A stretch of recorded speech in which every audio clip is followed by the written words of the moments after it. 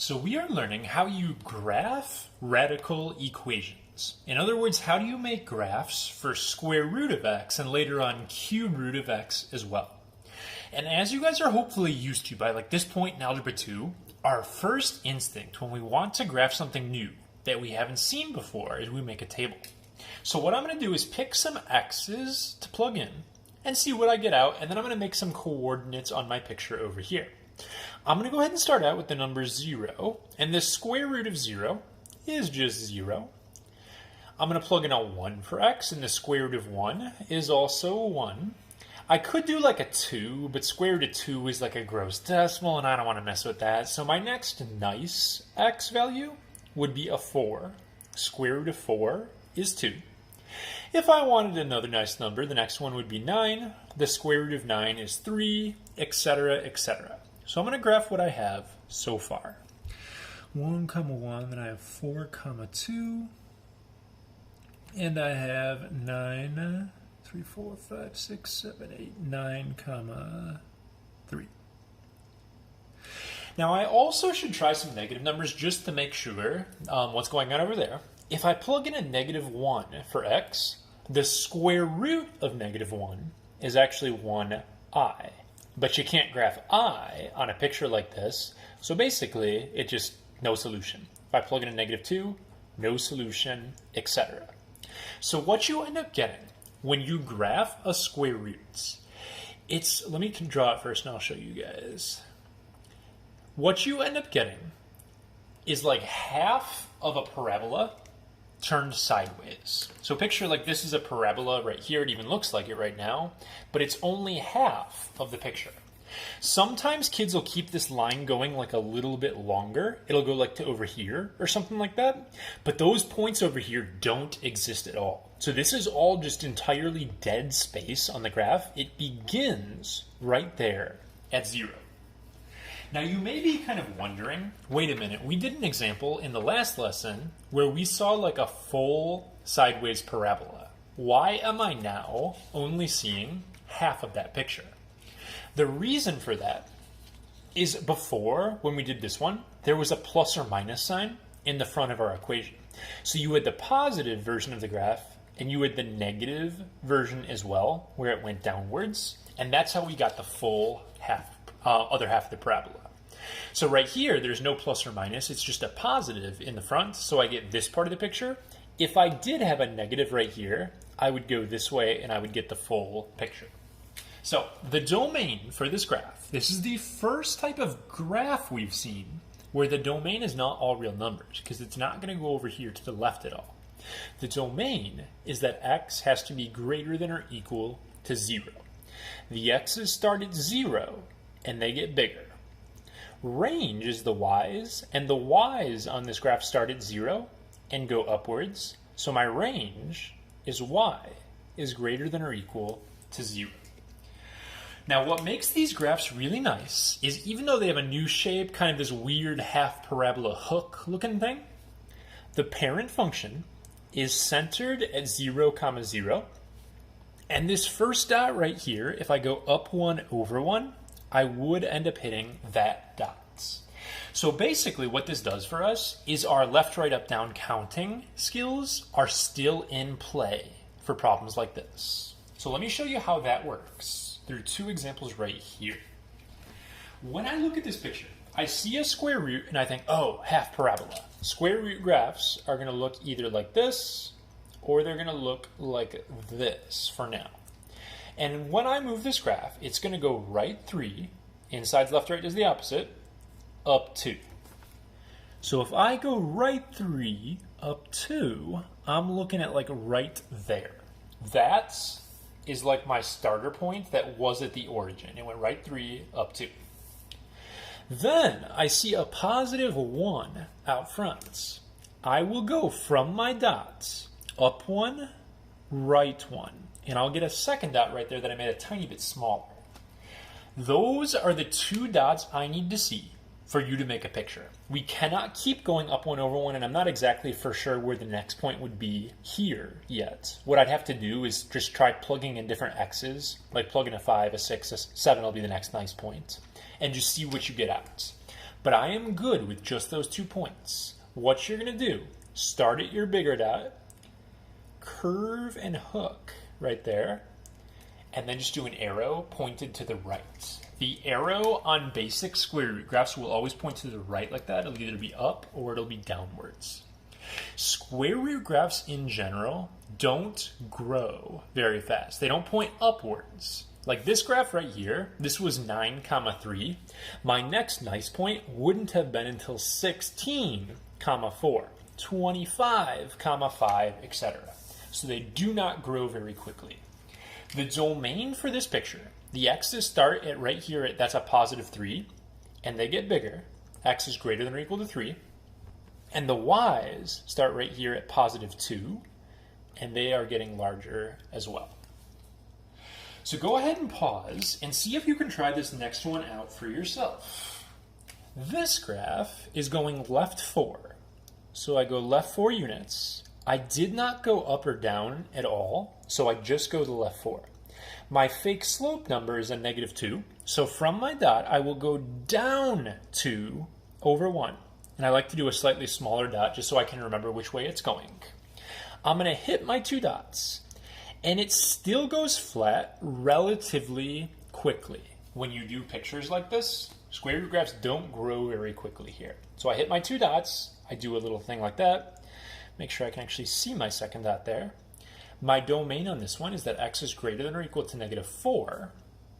And my range, this time the y's are going downwards, so I'm going to have y is less than or equal to 0. The y's on the graph are from 0 and lower.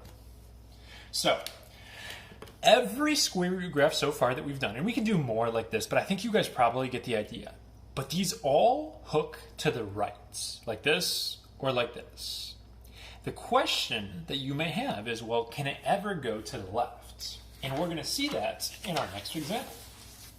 So, now we're going to make a table for the square root of a negative x. So when I do that, I can still plug in a 0. Negative 0 is still 0. Take a square root. I still get the answer, 0. So 0, 0 is totally on this graph. If I try plugging in a 1, positive 1 goes in, but then I have to do square root of, it'll turn it to a negative 1. That's not going to work out for me. So I can't do a dot over here.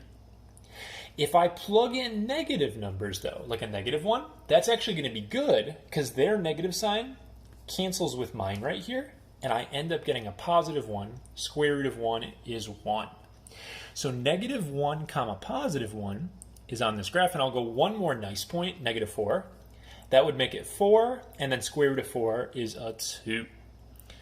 So for my picture right here, it turns out that if the inside is a negative x, you end up getting a square root half parabola pointed to the left. What that will do for my domain and my range here, the graph for the domain starts at 0, but the x's get smaller. As the graph progresses, x has to be less than or equal to 0. Range, the y's start at 0, but they actually get bigger. The y is rising as it goes along, so it's y greater than or equal to 0. So a negative on the outside, going back, negative on the outside will flip your graph this way. It makes it go downwards instead of upwards. This is like a reflection over the x-axis, okay? A negative on the inside flips it over the y-axis. So negatives are reflections. It's just a matter of which way they go. And over here, we're going to make like a little box just to keep all of this straight. Regular square root of x is just up and right. So your default square root graphs look like this. If you toss down a negative on the outside, that is a reflection over the x-axis, and it'll go like this.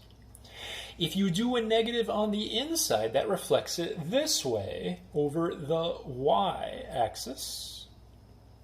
And you get a graph like this. And then finally, if you go negatives for both, you're going to end up getting down and left. So depending on where your negative signs are, your graph can go any of those 4 directions. So let's go ahead and practice this, and this will be the end for the first video here. I actually want to use my calculator real fast to show you guys something that maybe is a little confusing. So my equation here goes negative x plus 5, oops, that's in a square root. Square root negative x plus 5, and then minus 2. Now, according to my rules, I see a negative on the inside, but a positive on the outside. That's going to be this picture right here. Negative inside makes it go left, but then it's going to go upward. So I should see a graph like this one. If I hit graph, so the graph on these calculators doesn't look super amazing. I'm going to change my window just to make it easier to see what's going on. I'll go negative 5 to 5 instead. So we can see the curve a little better here.